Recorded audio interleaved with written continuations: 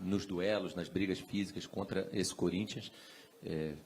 E se esse estágio físico também do Flamengo, aí especificamente falando do Flamengo, ajuda a explicar essa sequência de derrotas e esse início de temporada em que o time parece ainda não ter engrenado ou atingido obviamente, o estágio de 2025. Obrigado.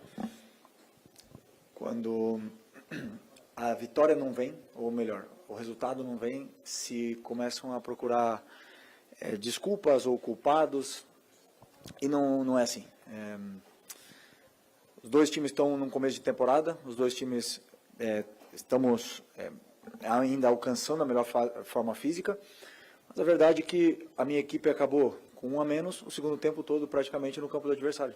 Então, se fosse a parte física, com certeza não seria assim. Segundo tempo com 1 a menos, a tendência é que o Corinthians fizesse 3, 4 e ganhasse com sobras de uma equipe que deveria estar muito melhor fisicamente, como você falou. E não é o caso. Eu gosto de ser muito frio e com as análises. Cada derrota que você falou tem contextos diferentes, todas elas. O jogo do Carioca teve um contexto de um time totalmente mesclado. A derrota do Brasileiro aconteceu fora de casa e é importante deixar claro que nós não vamos ganhar sempre. A expectativa é muito alta, com certeza. Queríamos vencer hoje. E, como eu falei, esse elenco incrível nos dá a possibilidade de lutar por títulos. Não garante ganhar, e sim, mas o que nós temos que fazer é o que os jogadores fizeram hoje, que é lutar até o último segundo e deixar tudo no campo, e depois acho que essa é a forma de mais se aproximar da vitória possível. Felipe, aqui, à sua esquerda, Roque, coluna do Fla. O quanto que impactou na tua ideia de jogo o juiz ter esperado o retorno do segundo tempo para poder expulsar o Carrascal, né, sendo que você tinha preparado um plano para o segundo tempo e não tinha essa decisão do VAR? Algo que até para muitos foi surpresa, ele não ter chamado o Carrascal antes de você ter retornado. Quanto que impactou a tua ideia de jogo essa expulsão nesse retorno? Nunca tinha visto isso na minha vida. Não sei se já tinha acontecido em algum outro lugar, mas nunca tinha visto algo assim. Porque os jogadores ficaram esperando no campo e voltaram para o vestiário como que o lance foi revisado. Então preparamos todo o plano para jogar 11 contra 11. Depois, quando eu vi que ele foi para o VAR, que já poderia acontecer, já comecei a pensar numa estratégia de algum recurso para tentar jogar melhor, e o time conseguiu ainda ficar com a bola, tentar empurrar o Corinthians para a área deles o máximo possível, mas com certeza melhor não falar. Não quero dar desculpa da derrota, não quero falar nada disso, dar desculpa nenhuma, mas nunca tinha visto. Felipe, aqui, tudo bem? Direita, Pedro Torre, ESPN. Em 22 o Flamengo também saiu multicampeão e quando voltou em 2023 encontrava muitos adversários com o Corinthians hoje, muito mobilizados para desafiar um time multicampeão. E agora emplaca 3 derrotas consecutivas. Claro que o ambiente não fica dos mais agradáveis. Você que foi seu último ano como profissional, o que dá para aprender de 2023 para tentar corrigir a rota em 2026 agora nesse momento? Obrigado. Que não tem nada a ver uma temporada com a outra. Como eu falei, são derrotas com contextos diferentes. Eu tenho que ser sincero com a análise. Até o gol do Corinthians, que foi de escanteio, a gente também teve uma chance muito clara de escanteio, igualzinha do Corinthians, e a bola não entrou. E nosso time estava bem no jogo. Eu tenho certeza do que eu estou falando. O time estava bem, o plano de jogo estava entrando, os jogadores estavam encontrando soluções, estavam pressionando, o Corinthians não conseguia jogar. E o gol do Corinthians veio num escanteio, igual que veio no escanteio na final da Libertadores para a gente. O futebol é essa linha fina entre a vitória e a derrota. O que eu sempre peço para os jogadores é que eles continuem e sigam o plano o máximo possível para tentar que esse é o caminho até a vitória. O Corinthians também tem méritos, também preparou, estudou, tentou nos neutralizar. Foi um jogo muito igualado e eu prefiro pensar assim, como eu falei, foi uma derrota que, se começar agora a comparar 2023, e aí sim, vai começar a crise, catástrofe, eu preciso justamente do contrário, de estabilidade, de tranquilidade, entender por que perdemos esses jogos e continuar com o apoio do torcedor, porque quarta-feira tem um jogo muito importante e precisamos mais do que nunca do apoio deles. Felipe, aqui, Sidão Marinho da Litoral News. Em cima disso ainda, a gente olha para os últimos campeões da Libertadores, todos tiveram dificuldade no ano seguinte. Flamengo de 22 para 23, Fluminense 23 para 24, Botafogo 24 para 25. E o Flamengo começa o ano com essas 3 derrotas que não aconteciam desde 2023, naquele momento que o Vitor Pereira foi demitido e o Flamengo jogou com o Maringá, com o Mário Jorge no comando e perdeu 3 partidas. Qual o recado que você pode passar para o torcedor nesse momento, que obviamente está preocupado com a temporada, porque não esperavam o Flamengo começar o ano, primeiro jogando muito bem contra o Vasco, mas depois com 3 atuações com resultados ruins? Muito bem, com resultados ruins. Isso é importante que seja falado, porque o Flamengo não está jogando mal. Eu não consigo dizer, por exemplo, que a derrota para o São Paulo tenha sido justa, não consigo dizer, por exemplo, que o resultado hoje tenha do primeiro tempo, né? Depois do segundo tempo, o contexto todo levou ao que levou. Que o resultado do primeiro tempo tenha sido justo, como eu falei, são jogos igualados, não existe jogo fácil, e eu não tenho que passar mensagem para o torcedor, eu tenho que trabalhar, o que eu falei para eles, trabalhar, quanto pior a situação, o único caminho que nós temos é trabalho, para voltar a vencer. E o recado para o torcedor, ele tem que ser passado dentro do campo, com entrega, com dedicação, do jeito que está acontecendo agora. E tem que aumentar ainda mais. É isso que eu prefiro falar para o torcedor, que eles olhem o time dentro do campo e depois julguem. Felipe, boa noite. A gente viu hoje o Paquetá reestreando pelo Flamengo, né? Nesse retorno dele. Teve pouco tempo de treino, mas já pôde fazer essa reestreia. Como você disse, no segundo tempo, o Flamengo, mesmo com um a menos, empurrou o Corinthians, criou algumas chances, teve a chance do Pulgar e teve no último lance ali a chance do Paquetá, que poderia ter mudado o rumo da partida. Como você viu esse lance, ele de fora, conversou com o Paquetá? E sobre o Paquetá, como que você enxerga ele dentro desse time do Flamengo? Né? Um cara que pode fazer várias posições, você pensa em variar, como que você está planejando aí a volta do Paquetá? Um jogador muito diferente, né? Muito acima da média. É um jogador que nos vai dar muitas soluções para a equipe, principalmente com essas defesas assim, com marcação individual. É um jogador que não perde bola. Hoje o Corinthians individualizou bastante a marcação. A gente sabia disso e, por exemplo, o Pedro foi um escape, era uma ideia ter o escape com ele o tempo todo, porque é um jogador que sustenta muito bem a bola, o Paquetá outro. Além disso, o Paquetá joga em várias outras posições e com o número de jogos e o calendário que a gente vai ter, precisamos desses jogadores que consigam fazer várias posições e funções diferentes, mas é um jogador que eleva muitíssimo o nível dessa equipe. Felipe, Raiza Simplício aqui. São 3 derrotas seguidas e 6 gols sofridos, né? O número de gols sofridos chama bastante atenção, levando em consideração que a gente viu do Flamengo no ano passado, um time que sofria poucos gols. Você disse que hoje não foi a questão da parte física, até pelo segundo tempo que o Flamengo fez com um jogador a menos. O que está acontecendo, então, na tua visão? Por que o Flamengo emplacou essa sequência ruim e está sofrendo um número maior de gols nesses jogos?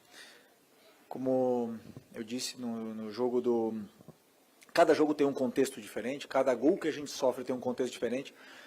Meu trabalho é analisar o que acontece no campo e, por exemplo, hoje tomamos 2 gols, como você falou, e é verdade. Um gol de escanteio, na qual a gente trabalha, mas o adversário teve mérito porque foi uma jogada ensaiada, no limite da falta, no Varela. Mas foi um mérito também do adversário, que fez uma jogada boa. E um gol no último minuto, com o time todo desconfigurado, com o Léo no ataque e tudo mais. Então, eu não posso olhar para os dados e falar 2 gols. Eu tenho que olhar que erros minha equipe está cometendo defensivamente. E não tem nada que me assusta, porque os erros que estamos cometendo são erros iguais que o ano passado. A diferença é que a bola nossa não entrou, a deles entrou, porque a do Paquetá no último minuto foi para cima e a do Yuri entrou.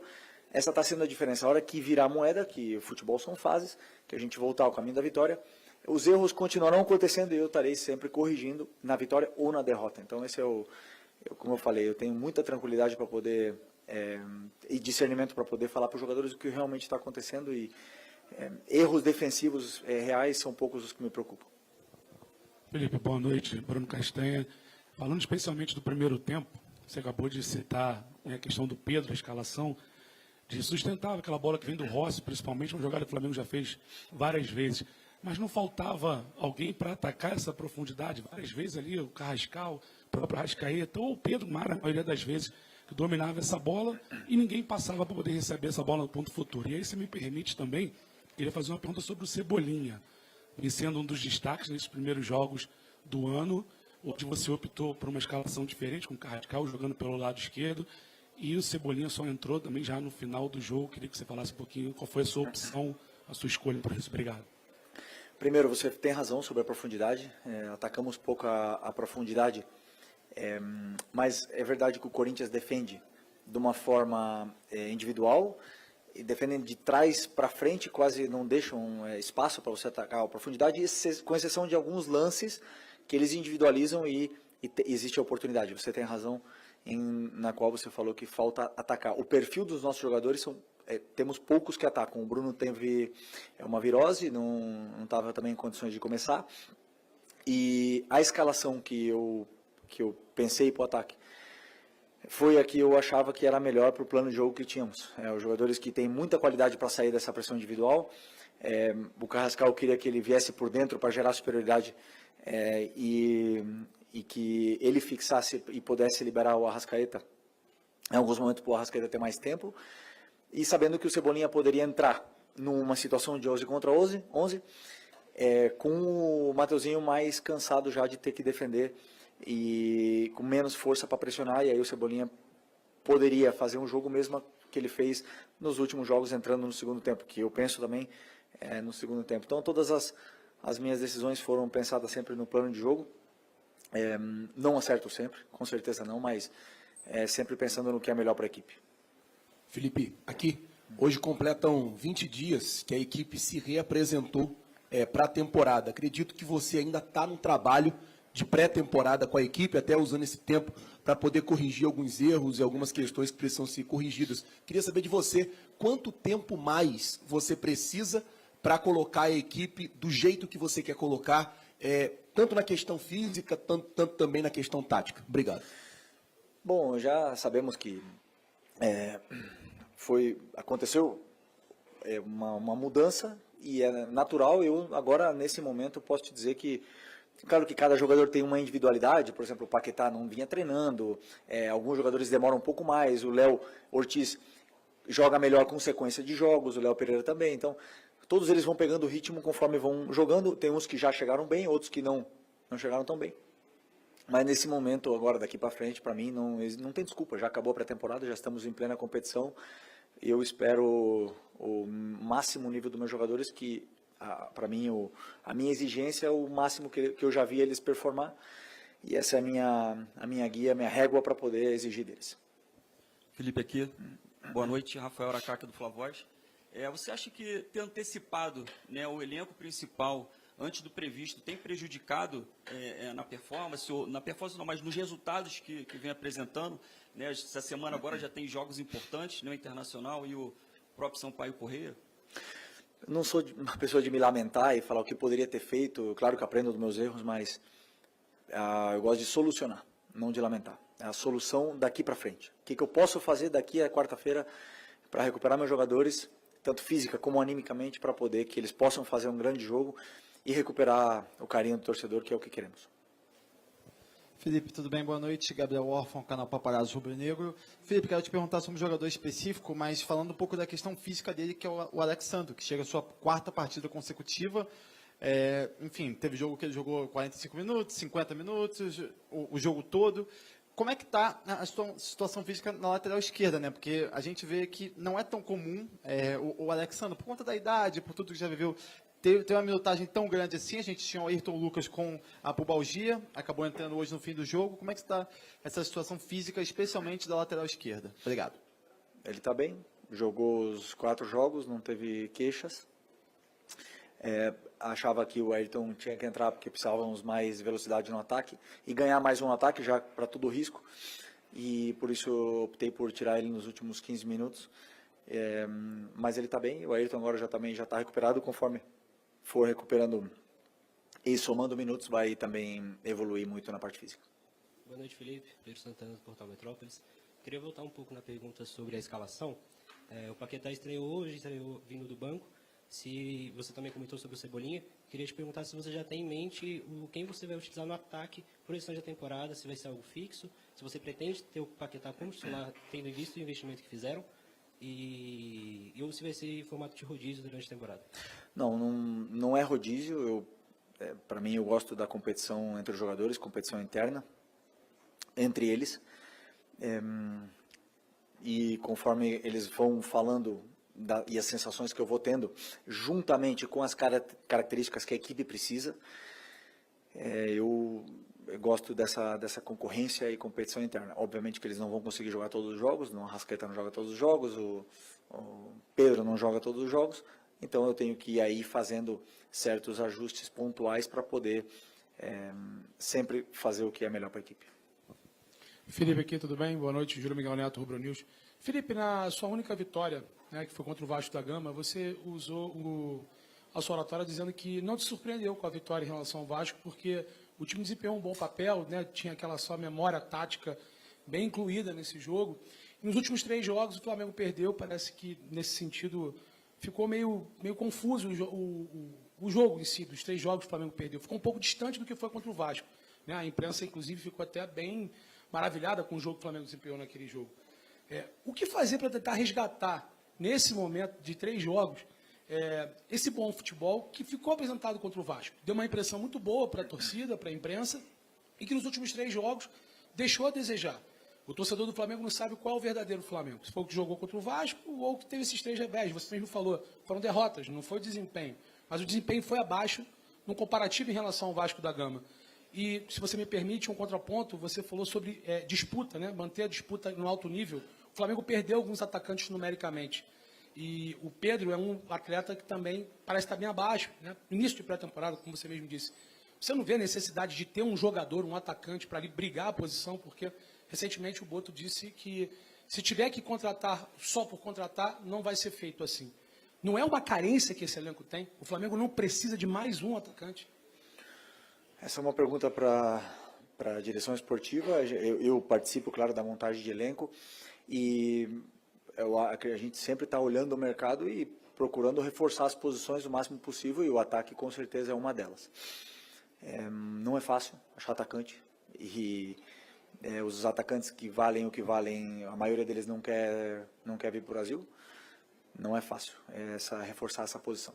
Mas, com certeza, não só o Boto, senão como toda a equipe de scout do clube está olhando diariamente o mercado em busca desses reforços para o nosso elenco.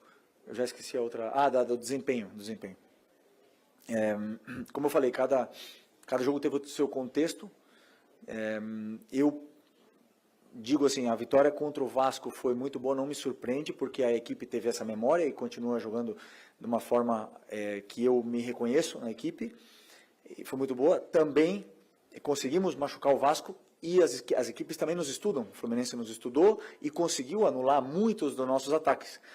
Que também não dá para dizer que tenha sido péssimo, porque tivemos a chance de fazer 1-0, tivemos o gol do Carrascal impedido, tivemos um escanteio, falando lá do Fluminense. Contra o São Paulo, nosso primeiro tempo foi muito superior ao São Paulo. Chegamos muitas vezes, tivemos chance de gol. Fizemos 1-0, e aí eu tenho que analisar, eu tenho que ser sincero com o que eu estou vendo dentro do campo. Depois, sim, baixamos, o São Paulo chegou 3 vezes e fez 2 gols. Então, nós não estamos sendo contundentes, não fomos contundentes nas áreas. E hoje, outro jogo descontextualizado também, não acredito que tenhamos sido inferiores, mas você fala do bom de futebol, o adversário também tem mérito em poder tentar anular. Individualizaram o Arrascaeta com o Ranieri, não deixou ele jogar. O Gustavo Henrique parou o Pedro toda hora com faltas, muitas delas, e travaram o nosso ataque muitas vezes. Mesmo assim, chegamos na área do adversário e tivemos chances. Não fizemos, eles foram contundentes na área e ganharam o jogo. Por isso, parabéns ao Dorival e ao Corinthians pela vitória. Felipe Luiz, tudo bem? Aqui, Neo Carolino do Correio Brasiliense. Falando um pouco da vinda do Paquetá, há a possibilidade do Arrascaeta do Carrascal jogar pela esquerda, pensando num time montado ali com o Paquetá também pela direita? Me repete a tua pergunta, eu não entendi direito teu raciocínio. Desculpa. Sim. Não, um time com o Paquetá. Dá para imaginar o Carrascal ele pela esquerda, assim como ele jogou hoje, vendo que ele joga ali dos 2 lados? O Carrascal. Sim, o Carrascal joga na direita, na esquerda, no meio. O Paquetá também joga na direita, no meio, na ponta aberta esquerda não, mas na ponta direita aberto sim, e joga no ataque, joga também de volante. São todas possibilidades para o treinador poder tirar o melhor rendimento deles. Obrigado. Boa noite, pessoal.